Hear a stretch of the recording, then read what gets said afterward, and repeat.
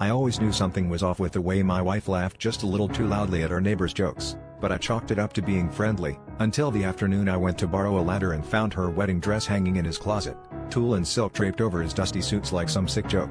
My stomach dropped so hard I nearly knocked over a stack of moving boxes just trying to get out of there.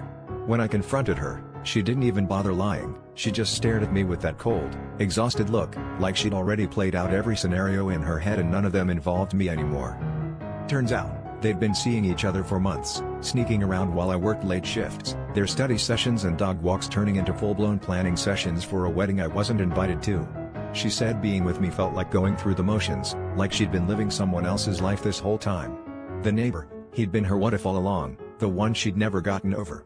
I wanted to scream, cry, throw something, but instead I just stood there, numb, listening as she told me about their secret engagement, about how she was leaving, about how I should have seen this coming. The worst part was how everyone else seemed to know before I did. Our friends, her sister, even the people at the bakery where she ordered a cake for their engagement party. When I finally let myself get angry, it wasn't just at them, it was at myself, for all the warnings I ignored, all the times I let my guard down because I thought love was supposed to be messy but safe. The betrayal felt radioactive, burning through every memory we'd ever made in that house.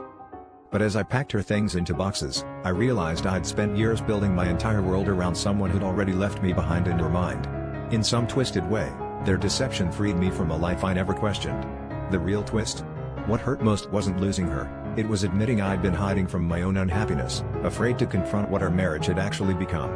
Now, with nothing left to lose, I'm finally forced to figure out who I am without her, and that scares me more than all the lies put together.